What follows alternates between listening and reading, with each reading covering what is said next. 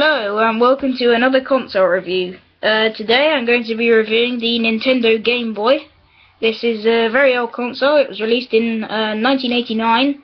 It was made in Japan and it was one of the best consoles of its time, and in my opinion still is.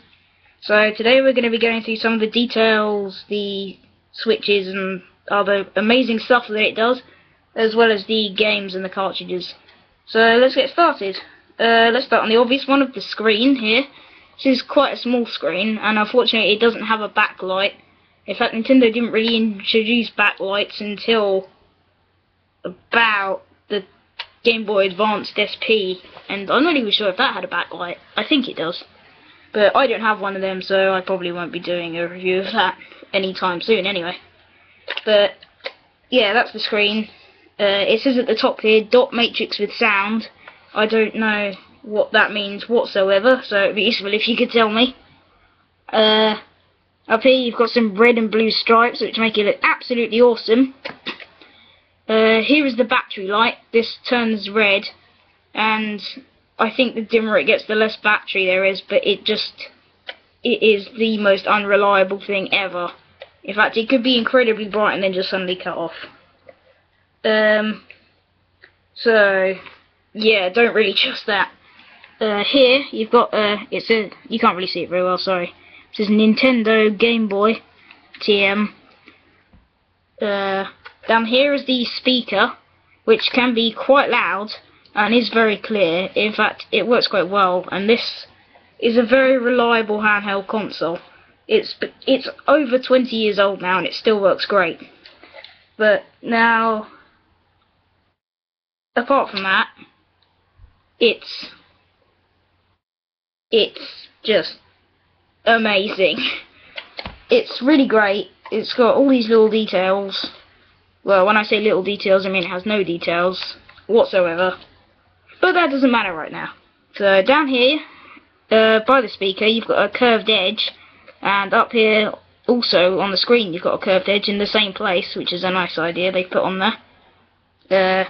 It's kind of slanted here, which you can see a lot on the Wii, which I might do next. Down here is the headphone plug, where you can plug your headphones in. And just there, it's got a little picture of some headphones, and it says phones. And I'm assuming they ran out of space on that huge area and just had to put phones. So, yeah. So let's go through some of the buttons. You've got not too many buttons actually. These are the only buttons on the console, apart from the switch that turns it on, but that's not even a button, it's a switch. So let's go through some of them. You've got these two here, which are the main ones. They're both kind of a red burgundy. You can't really see them very well. But there's A, which is the one you use the most, and B, which is kind of like a secondary thing. Down here you've got Start and Select. They're kind of like slants, you can get to them easier. And I think they're made of rubber, because they feel very rubbery. These are made of plastic, or they might even be made of Bakelite, I'm not sure. I think they're plastic though. And here is the D-pad, up, down, left, right. It's kind of got little grips on them. You can see them faintly. They're a bit worn. But actually, you can't see them at all because this computer is awful. But apart from that, there aren't any other buttons at all. So you've got A, B, Start, Select, and the D-pad, up, down, left, right. That's all the buttons. On the side here, you've got the external connector, which allows you to connect it to other Game Boys so you could play with your friends. You know, like in your game. For example, Pokemon, they could do that. I also like how on the Game Boy you could also play with other newer Game Boys, like the Game Boy Color, and I think the Game Boy Light, which was only released in Japan, so if you've got one, you're very lucky. That actually had I think it was a front light, which was amazing for the time. But that's basically it for the front, and side here, there's the external connector. I don't think it went any further forwards than the Game Boy Color, but you can play with other Game Boys and the Game Boy Colors, which came after this. Here is the volume, which can go from mute to very loud. I'll give you a demonstration in a minute. on here you've got the contrast, which adjusted the like how faint or clear the screen was. Although it's quite hard to get it accurate. And that there is the charger bay, where you plug in the charger to charge up the 4 AA batteries it takes. Just there. I can't even remember if I showed you that now. Yeah, there's 4 AA batteries, and that there's the charger bay. You plug in the charger and it recharges them, but I don't think it really does it very well. I'll open up the external connector. There we go. The external connector here actually comes right off. It doesn't hook on or anything. And that's where you plug it in, just there. Let me put that back on. It's kind of loose, so I don't know why on this particular one. It comes off like, well, it doesn't really come off, it just kind of hangs out a bit. But if anyone could tell me how to keep that in apart from using sellotape, I would appreciate it very much.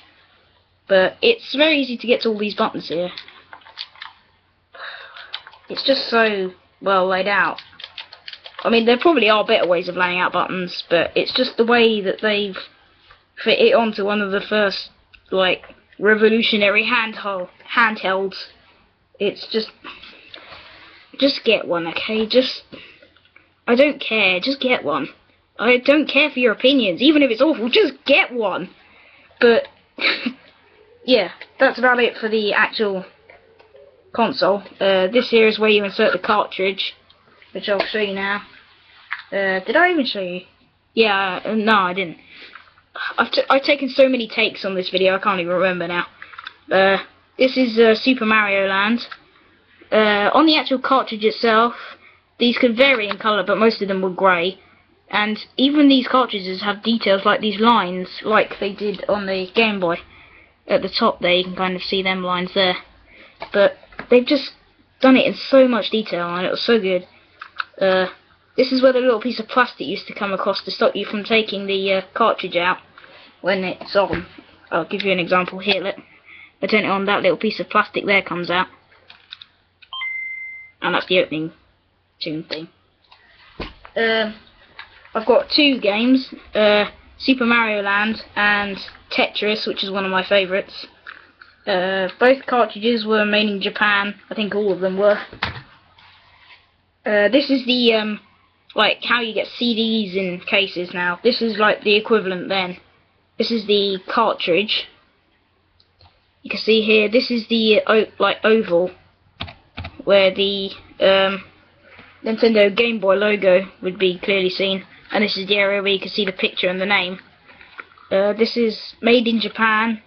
It's Nintendo there, you can't really see it, which means it is a real piece of Nintendo merchandise, which is pretty good.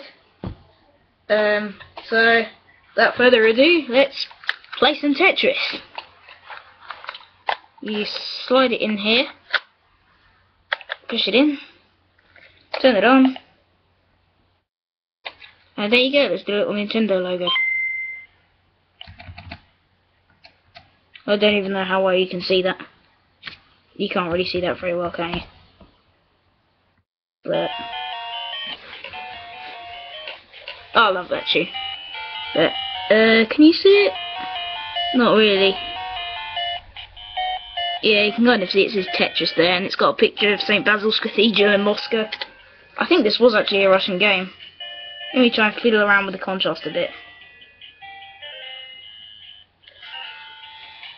Can you see that?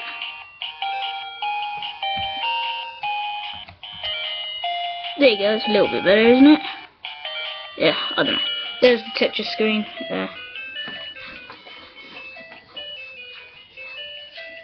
Come on, you're gonna love the theme tune to this.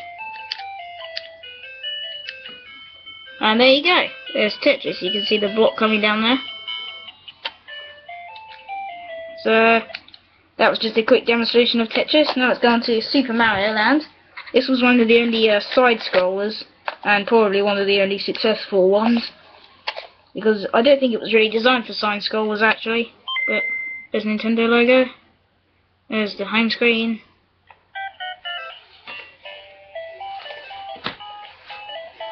Oh, I love that song as well. But There you go, if I move along. See me moving along there? Oh, I died. Yeah, that's Super Mario Land. And that's about everything I have. I've probably forgotten something. It says on the back here, circa 1989 Nintendo, made in Japan. There's a serial number. That's about it, really. This is just an absolutely amazing handheld, and if you haven't got one already and you're interested in classical handhelds, I would definitely recommend you to get this. It's just amazing.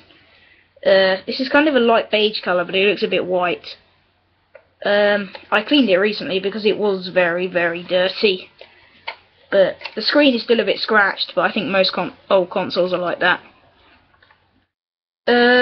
I've probably forgotten something, but you know, that's just me. So yeah, in conclusion, get one, goodbye.